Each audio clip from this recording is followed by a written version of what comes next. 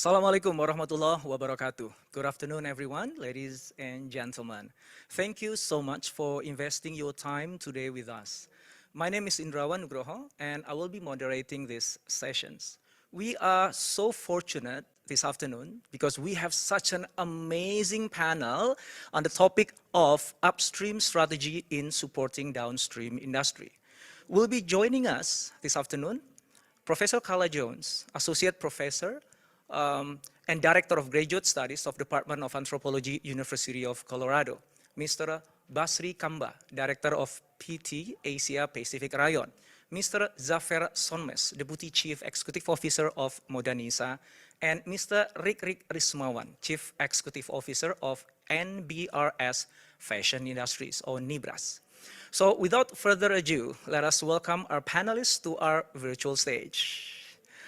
Hi, how are you? Great, so I hope everything is fine and everyone is healthy and happy as I am today. And so excited for these sessions to start. Fantastic. Before we start, allow me to share some information about how we will proceed the session. Each speaker will have exactly 10 minutes to present. And don't worry, I will give you a reminder a few minutes before the time ends. And for our audience who wants to ask questions to our panelists, please write your question in the provided Q&A box. Also, do not forget to write down whom you address your question to. And by the way, we have a special prize for the best question asked. Okay, so let's begin with our first speaker. Her presentation is titled Modesty on the Global Stage, Indonesia and the Global Growth of Modest Fashion. Please give a warm welcome to Professor Carla Jhones.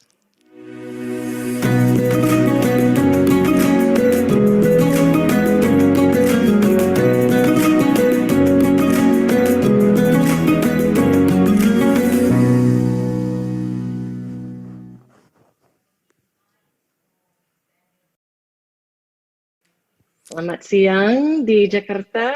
Assalamualaikum dan waalaikumsalam dari saya di sini di Boulder.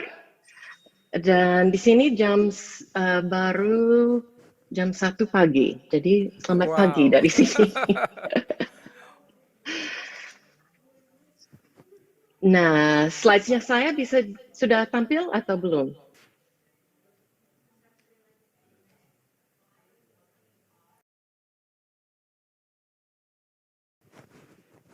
Okay, we're working on the slide. Yes, that's it.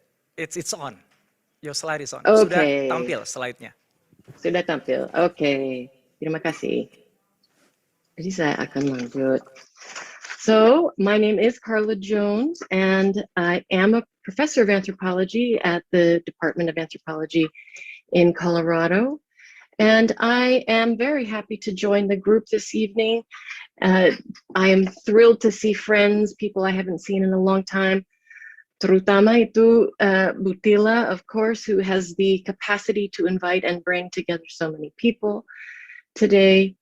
But I'm also really happy to see Diane and Jill and people I haven't been able to see in a long time. I want to point out that my presentation here is as someone who is an anthropologist, which means I talk to people a lot, but I am not a fashion expert, in the sense that I'm not a practitioner and I'm not a religious expert, but I'm someone who has been very, very interested in the growth of modest fashion in Indonesia over the last decade. And what I have noticed is what so many people who are presenting here today are also noticing, which is that there is an incredible amount of interest in this new genre of dress and style in Indonesia and around the world, and that interest has generated great enthusiasm for also commercial potential. So we see this enthusiasm both in, for example, media coverage within Indonesia, but also in the forms of coverage and media reporting outside of Indonesia, including in forms of market research and advertising industries, probably most well known from Ogilvy Noor. What we also notice, though, is that this is not just something that we, as an anthropologist, at least I think of as a purely economic phenomenon. We're going to think about it that way here to some extent, but I also want to emphasize that this is not just an economic phenomenon. It is an aesthetic phenomenon, and it is also a social phenomenon.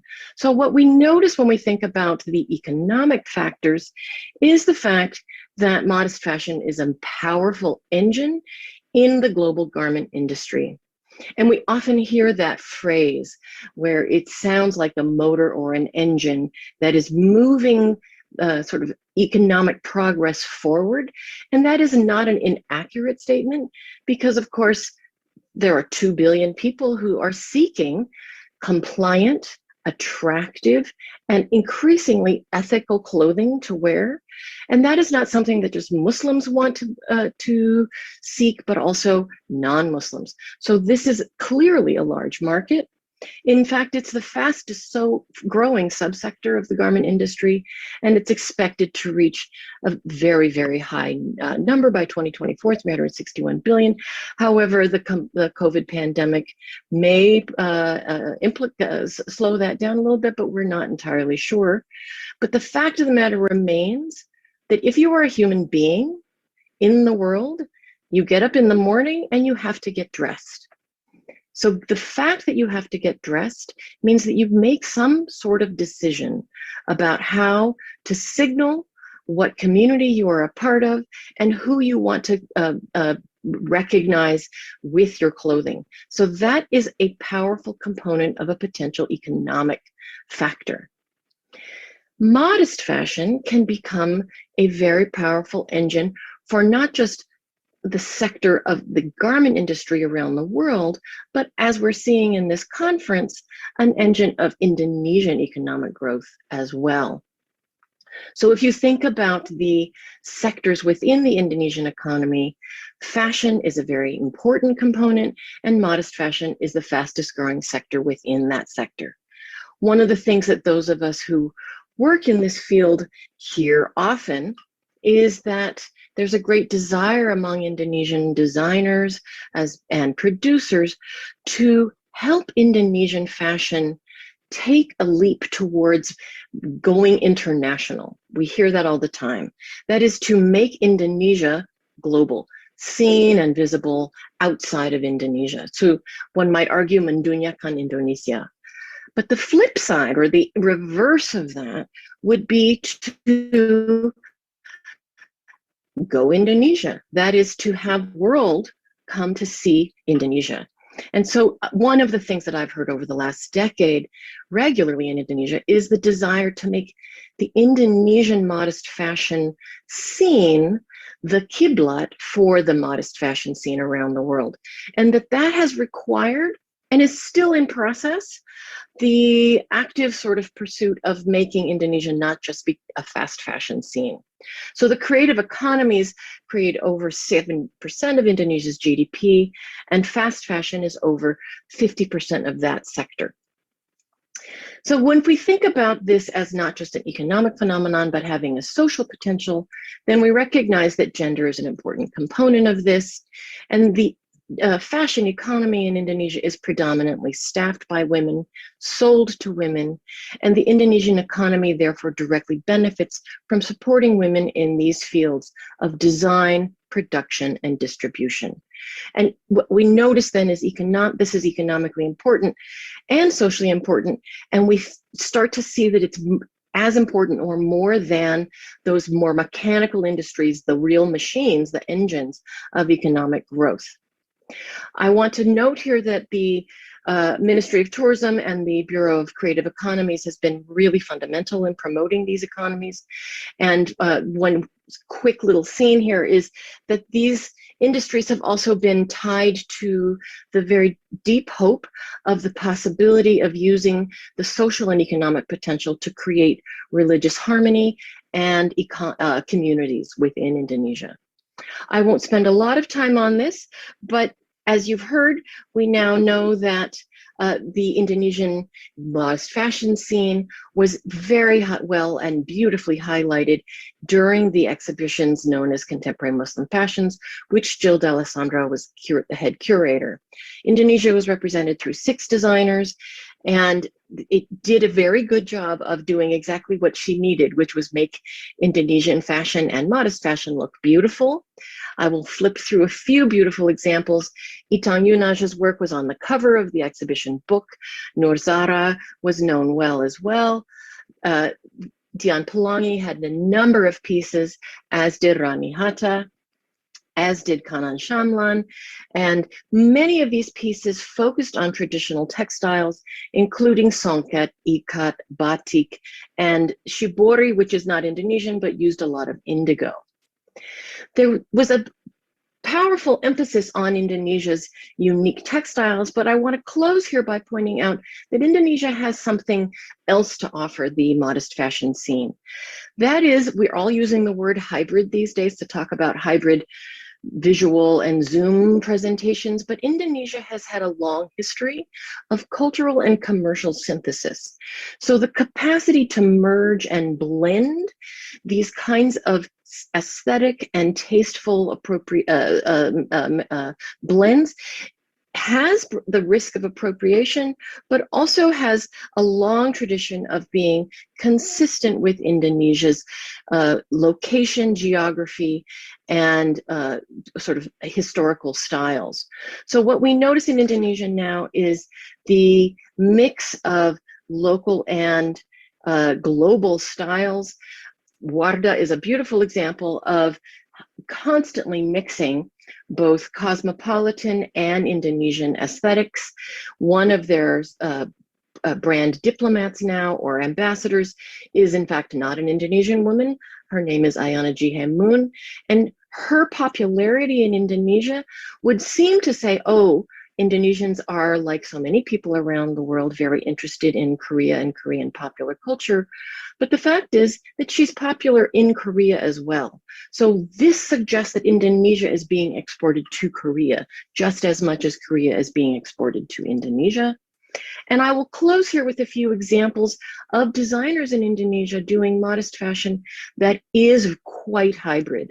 One of the designers in the contemporary modest fashion exhibit was Anandya Putri from IKYK, who takes direct influence and inspiration from Korea.